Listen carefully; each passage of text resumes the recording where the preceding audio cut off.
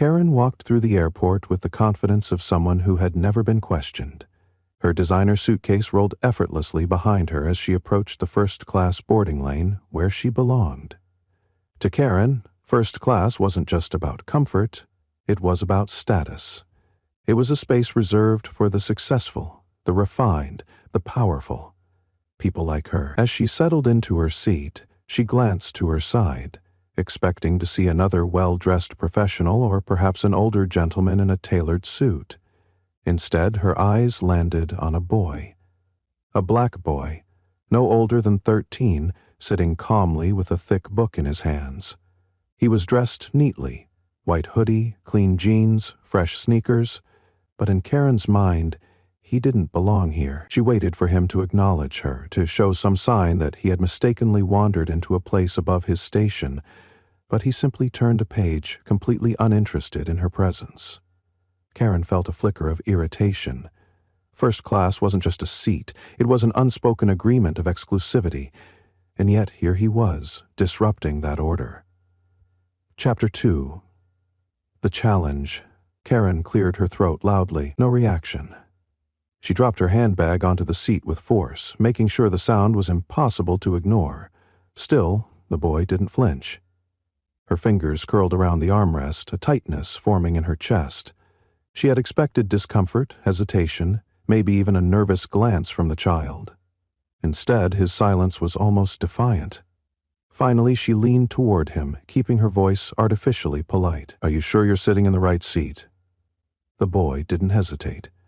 He looked up briefly, his expression unreadable, and simply said, "Yes." One word, calm, unapologetic, no explanation, no scrambling for a ticket, no embarrassment.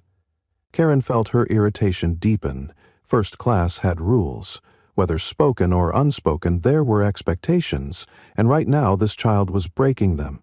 Karen glanced around, expecting someone, anyone, to share in her silent outrage. A flight attendant stood a few rows away, speaking with another passenger.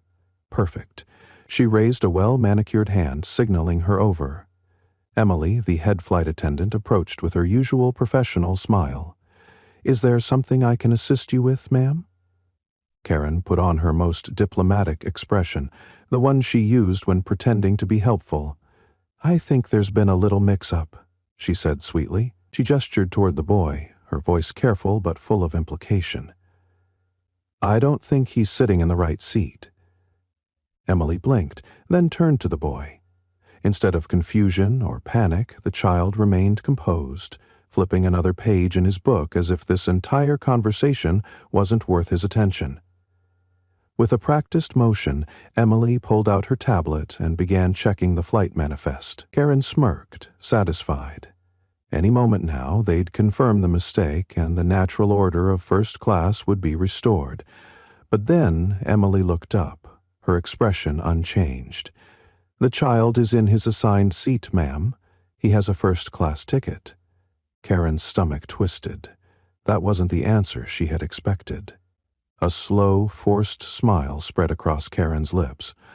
"Oh, how strange," she murmured. Her mind raced for another angle. If the boy truly had a ticket, then someone else must have made the mistake. His parents, of course. They were probably in economy class, where they belonged. Her tone turned falsely warm. "So, sweetheart, where are your parents?"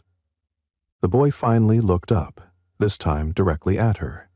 His gaze wasn't hostile, but it was piercing, filled with something Karen couldn't quite place. Amusement? Pity? Power? Then, without a word, he turned back to his book. Karen stiffened. He was ignoring her. This child, this boy, was refusing to acknowledge her authority. Her breath came quicker as frustration tightened around her throat. This wasn't over. Not by a long shot. Karen's mind worked fast. She had to regain control. If the direct approach wasn't working, she needed something stronger. She took a deep breath, shifted in her seat, and then spoke just loud enough for the passengers around her to hear. "I just don't feel comfortable." Emily's polite expression didn't change, but her eyes sharpened. "I'm sorry, ma'am, could you clarify what you mean?" Karen felt a flicker of irritation. This wasn't supposed to be a debate. In situations like these, people usually understood what she meant without her having to spell it out, but Emily wasn't taking the hint. Karen sighed dramatically, shaking her head as if she were struggling to find the right words. "It's not about him, of course," she added quickly, adopting a tone of forced kindness. "I just don't feel safe." The cabin fell silent. Passengers who had been half listening were now fully tuned in. A businessman lowered his newspaper. A woman across the aisle glanced up from her phone. Someone in the back discreetly started recording. Emily didn't flinch. If anything, her expression hardened. "Are you suggesting this child is a threat to you?" Karen hesitated. That wasn't exactly what she wanted to say, at least not so bluntly. But Emily had trapped her. Now, if she backed down, she would look ridiculous. She forced a nervous laugh. "Of course not. I just don't think he should be here. Maybe there's an open seat in economy where he'd be more comfortable." A sharp exhale came from somewhere behind her. A man muttered something under his breath. Karen didn't catch it, but she could feel the shift in the air. Emily's voice, steady and firm, left no room for debate. "No, ma'am. He will not be moved." Karen's frustration turned into something sharper. This wasn't fair. She was the one uncomfortable. She opened her mouth to protest again, but before she could speak, the boy moved. Slowly, deliberately, he closed his book and reached into the pocket of his hoodie. Karen's breath caught. Was he about to pull out a ticket? A phone? He turned his screen toward her. On it was a photo of him standing beside a tall man in a crisp pilot's uniform. The resemblance was unmistakable. The boy didn't need to say a word. The image said everything. Karen's heart plummeted. The boy smiled. "My dad is the captain of this flight." Silence. Then a muffled laugh. It came from a woman 2 rows ahead, but it triggered a ripple effect. Someone let out a low whistle. A businessman shook his head in disbelief. And Karen? Karen sat frozen, her face drained of color. A part of her wanted to challenge it, to find some loophole, some way to twist the situation back in her favor. But she knew. It was over. And then she heard it. The unmistakable sound of a phone camera clicking. Someone was recording this. No, many people were recording this. And in that moment, Karen realized she hadn't just lost this argument. She had lost everything. By the time the plane landed, Karen's phone was vibrating nonstop. At first, she ignored it, willing herself to believe that this nightmare would disappear once she was off the plane. But as soon as she stepped into the terminal, she knew that was wishful thinking. The entire airport seemed to be buzzing. Whispers followed her as she hurried toward the exit. "Is that her? Check the video. It's her, right?" "Unbelievable." Her heart pounded. "Video?" Her hands trembled as she unlocked her phone. "Trending?" 1. Karen First Class Meltdown. She clicked on the video. There she was, her face clear as day, her words playing back for the entire world to hear. "I don't feel safe." The comments were brutal. Textbook racism caught in 4K. She really thought she could get away with this. Imagine trying to kick the pilot's son off a flight. Her life is over. Her stomach twisted. This wasn't just a bad moment. This was career-ending. And then the final blow. An email from her employer. Subject: URGA. Employment status Karen. We have reviewed the circulating footage. Effective immediately, your position is terminated. She nearly dropped her phone.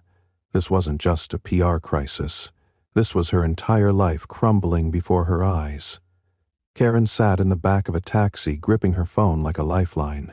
She had spent years building her career, curating her image, surrounding herself with the right people, and in less than 24 hours it had all vanished. Her inbox was flooded with emails from former colleagues, not messages of support, messages cutting ties. "I'm sorry, Karen, but I can't be associated with you. Don't contact me again. This is beyond repair." Her credit card declined at the hotel. When she called her bank in a panic, they informed her that her account had been frozen due to an ongoing investigation into her organization's ethics. The final humiliation came when she tried to check into a different hotel. The receptionist's polite smile vanished when she glanced at the computer screen. "I'm sorry, ma'am, but we can't accommodate you." Karen's throat went dry. "What? Why?" The receptionist hesitated before answering. "We don't want to be involved in any controversy." That was when it truly hit her. She hadn't just lost her job. She hadn't just lost her reputation. She had become untouchable. As she walked aimlessly through the darkened streets, the reality sank in. No one cared about her explanations. No one cared about her regrets. The world had seen who she was, and the world never forgets.